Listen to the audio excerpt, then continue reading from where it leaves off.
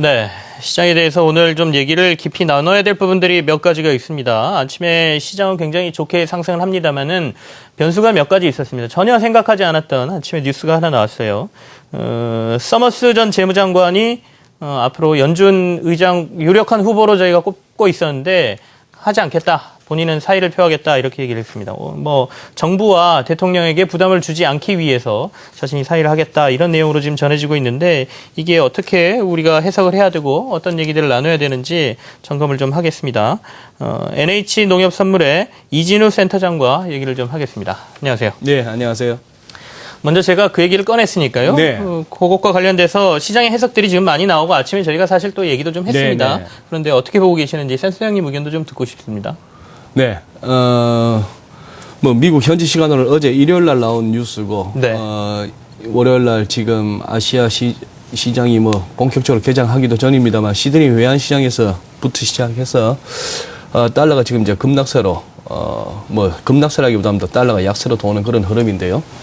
이 서머스가 이렇게 중도 탈락 본인이 원하는 것처럼 조금은 의외의 뉴스였습니다. 네네. 사실상 시리아에서 주도권을 뺏기고 또 사실상 그동안 신성시대던 미국 대통령이라고 하는 어떤 그 위상이 흔들릴 정도까지 이번에 시리아에서는 오바마 대통령이 좀 이렇게 꼬이는 스텝을 보여줬는데요. 반면에 푸틴이 부상하고 이런 상황에서 이제 서머스를 그 미국 의회와 시장이라고 하면 일반 국민들의 정서상의 그 반대를 무릅쓰고 차기 연준 의장을 지명하기가 부담스러웠겠습니다만 글쎄요, 뭐 조율이 있지 않았겠나 싶은 생각은 듭니다. 서머스 지명권에서 너무 힘을 빼다 보면은 향후 부채 한도 상한이라든지 네. 앞으로 오바마 대통령이 헤쳐나가야 될 그게 많은데요.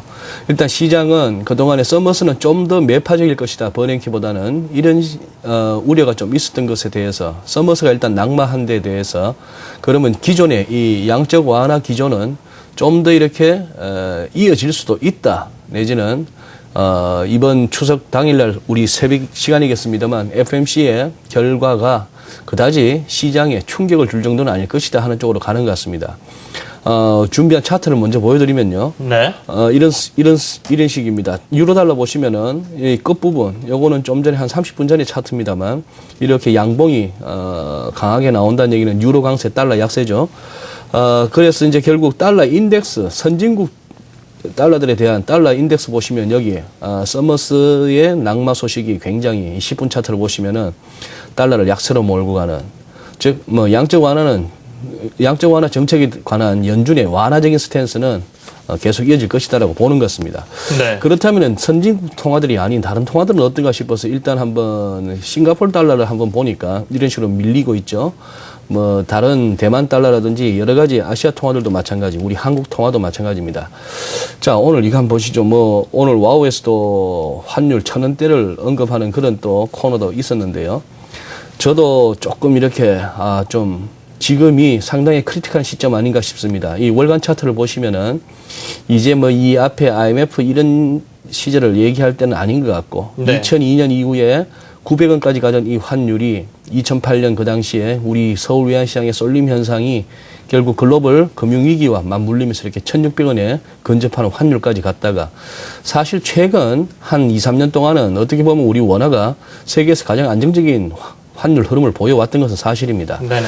자, 시청자 여러분께서도 보시다시피 지금 이 선이 지금 굉장히 위험한데요. 레벨로 치면은 지금 당장 한 1,080원 그리고 1,070원 정도가 무너진다면은 이건 좀 이렇게 도도한 추세적인 하락세가 좀 나타날 가능성은 없잖아 있습니다. 지금 여기서 이제 당국의 역할이 또 이제 중요해지는 그런 부분인데요. 이제 증시 측면하고 연관시킨다면은 과거 이때도 뭐 그럭저럭 버텨냈습니다만 900원까지 가는 환율에도 불구하고 우리가 그 당시 코스피 고점, 역사적 고점을 찍었는데요. 네. 과연 이제 이번에 이렇게 환율이 계속해서 떨어지면서 뭐 이렇게 된다면 엔원 환율의 추가 하락 같은 것도 불가피해 보이는데 이런 환율 하락 부분에서 과거와는 달리 이제 환율로 인한 뭐 경쟁력 약화 이런 얘기는 안 하면서 증시가 랠리를 이어갈 수 있겠는가 하는 그런 부분에서는 이제 좀 확인이 필요한 그런 단계입니다. 뭐 요약하자면 지금 서머스 낙마 여기에 대해서 이번 목요일 날 우리 연휴 이후까지도 한번 좀 살펴봐야겠습니다만 네. 과연 이 달러 약세 흐름이 진짜 의미 있는 추세로 형성될 것인가의 부분이 당분간 우리가 좀 체크해야 될 그런 대상인 것 같습니다. 알겠습니다. 지금 저희가 다른 데 초점을 많이 맞추고 있습니다만은 이 환시 네. 환율을 좀 봐야 된다라는 말씀이시고요. 네. 딱 그 선에 와 있습니다. 지금 오늘 그렇습니다. 아침에 네. 1,080원 정도니까요. 이게 네. 지속적인 원화 강세가 그렇게 나온다라고 하면 네. 사실은 동전의 양면이거든요. 원화 강세는 우리가 그만큼 탄탄한 경제를 가지고 그렇습니다. 있다라는 네. 증명인 반면에 네. 이제 그 환율을 가지고도 기업들이 외국 나가서 장사를 네. 얼마나 잘할 수 있을까라는 걱정이 나오기 마련인데 이 부분에 대해서 좀 짚어주셨고요. 두 번째는 이제 FOMC 회의 네. 이 결과에 있어서 양적 완화의 축소 네. 이 부분이 얼마일 것이냐 요게 네. 이제 시나리오 가지고 여러 네, 얘기가 네. 있었거든요. 네. 근데 지금 조금씩 뭐 큰 영향이 없이 지나갈 것 같다 이쪽으로 좀 가는 것 같은데 어떻게 보고 계십니까? 네. 대충 시장의 컨센서스는 그거죠. 지금 뭐 모기 채권과 국채를 포함해서 월 850억 달러씩을 이렇게 연준이 찍어내고 있는데 이 QE 테이퍼링 이른바 양적 완화 축소 규모가 한 뭐 월 100억에서 150억 불 정도 줄어드는 정도 아니겠느냐. 이것이 현재까지 지난 5월 이후 한 3개월여에 걸쳐서 QE 축소와 관련해서 시장이 우왕좌왕하면서 어느 정도 이끌어낸 컨센서스입니다.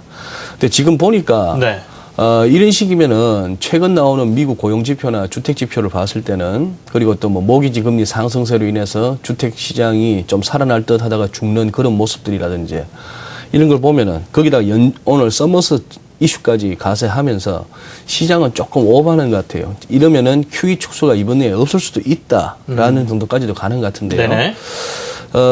어쨌거나 뭐 외국인들이 무엇을 보고 이렇게 달라들었는지는 아직까지도 뭐 분명치는 않습니다만 외국인들이 지난 8월 한 중순 이후 8월 하반을 접어들면서부터 이렇게 본격적으로 우리 증시를 갖다가 끌어올렸는데요. 기술적으로 굉장히 좋은 모습입니다. 한번 준비한 차트 보시면 이건 지난 주말 현재로서의 주간 차트인데요. 일단 기술적으로는 주목하실 만한 부분은 최근 한 2년여에 걸친 이 박스권 이후 이 주간 차트상에 모든 이동평균선들이 수렴하다가 이것이 결국 정배열로 가자 수렴 후에 방향성이 일단 위로 잡혔다는 것이 긍정적인 모습입니다. 네. 다만 이렇게 이제 거래량이 이렇게 급증하는 모습은 보여주지 않아서 이번 추세의 힘이 과연 어느 정도인가. 요즘 이렇게 주식 관련 사이트에서는 뭐 대세 상승론이 아주 막 이렇게 강하게 회자되고 있는데요.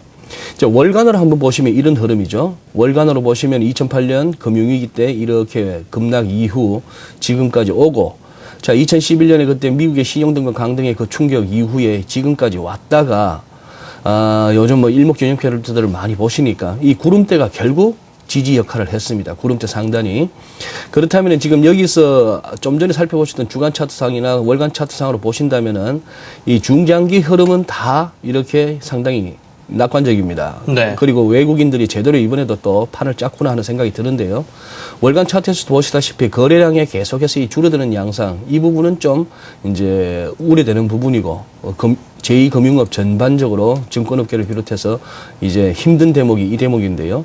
여기서 시사하는 바는 앞으로 그렇다면은 남은 이제 2013년 동안에는 그리고 내년 초에 이르기까지 이 1900포인트는 지켜줘야 된다는 얘기죠. 네. 1900포인트가 이제 무너진다면은, 그때는 이제 이 구름대 안에서 또 이렇게 헤매는 그런 주가가 될 수 있다는 차원에서 이번 랠리, 현재 지금 뭔가 이렇게 본다면은 뭔가 싹이 트는 듯한 그런 모습을 보이고 있어서 이렇게 굉장히 이렇게 강하게 주장되고 있는 대세 상승론도 굉장히 이렇게 그럴듯하게 다가오는 설득력을 지닌 듯한 그런 어떤 기술적인 모습인데, 삼성전자를 한번 보니까요. 네네. 개별 종목에다가 이렇게 엘리어트 파동을 적용하는 것은 좀 다소 이렇게 무리가 따를 수도 있기는 합니다만 혹시나 싶어서 한번 짚어보니까 최근 지난 6월 이후의 낙폭에 대해서 이른바 61.8% 이 크리티컬한 레벨에서 지금 일단은 주춤주춤 하는 모습입니다. 그렇다면은 이 지수가 가는 데는 삼성전자와 현대차가 아주 뭐 지대하다고 본다면은 그렇죠. 뭐 러플리 143만 원 아니면 조금 더 여유 있게 145만 원 더 열린다. 이렇게 된다면은 진짜 이 장은 세게 갈 수 있는 장이다라고도 볼 수 있겠는데 요 공방 제 생각에 이거 FOMC 이전에 이 부분을 또 승부를 짓기에는 외국인들이 좀 더 돈을 좀 써야 될 것 같은 그런 느낌이 듭니다. 요 부분의 승부는 그래도 막 FOMC 이후로 좀 미뤄져야 되지 않을까 싶네요. 여전히 불확실성은 남아있다고 봐야겠죠. 알겠습니다. 지금 오늘 삼성전자 0.85% 상승하고 있고요. 네, 1%로 가기가 조금 버거운 모습이죠. 예, 네. 141만 8천 원, 네, 네. 뭐 요 정도 그 수준에서 정도입니다. 유지가 되고 있는 상황인데 아무튼 지금 시장이 굉장히 약간 미묘하다. 이게 보니까 미묘하죠. 괜찮습니다. 그래서 말씀하신 대로 대세 상승으로 갈 것이냐는 기대감도 네. 이만큼 부풀고 있는데 또 주변 상황을 이렇게 보자니 외환 시장이나 뭐 이런 거 봤을 때 원화 네. 강세가 너무 급속하게 나타나면 또 시장을 짓누를 것 같기도 하고 네. 아무튼 기대감을 상당히 지우게 하면서도 부담이 조금 있는 시장이다 이런 생각이 좀 드는데요. 마지막으로 한 가지만 더 제가 점검을 네. 해볼게요.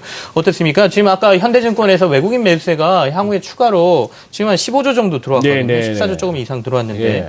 28조 원까지도 가능하다 이런 전망의 보고서가 이렇게 나왔더라고요. 네. 그 정도 규모까지 들어올 가능성이 있다고 보십니까?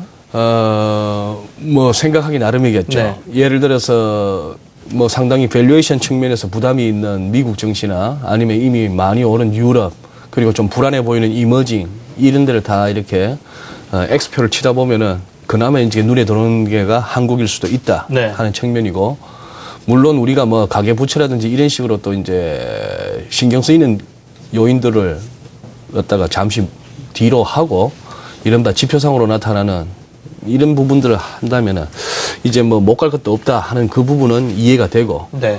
또 뭡니까 그 미국의 어디였죠? 회사채 하나 발행하는데 뭐 400 몇십억 달러가 이렇게 회사채 발행이 성공하는 만큼 세상에 지금 돈은 유동성이 너무 넘치고 많습니다. 있다, 뭐 이런. 많습니다. 많아서 아닌 게 아니라 이런저런 규제만 없다면은 외국인들 우리 한국 증시 다 통째로 사는 것도 왜 불가능하겠습니까? 네. 뭐 그렇게 본다면 한데 그러나 이제 워낙에 이 낮고 낚이는 게임이다 보니까 여기서 이제 추가적인 이 부분에서 달라든다 하는 것이 이제 부담스럽다 하는 것은 계속되는 어떤 고민이죠. 알겠습니다. 네. 오늘 여기서 마무리를 하겠습니다. NH 농협선물의 이진우 리서치 센터장과 함께했습니다. 감사합니다. 예, 고맙습니다.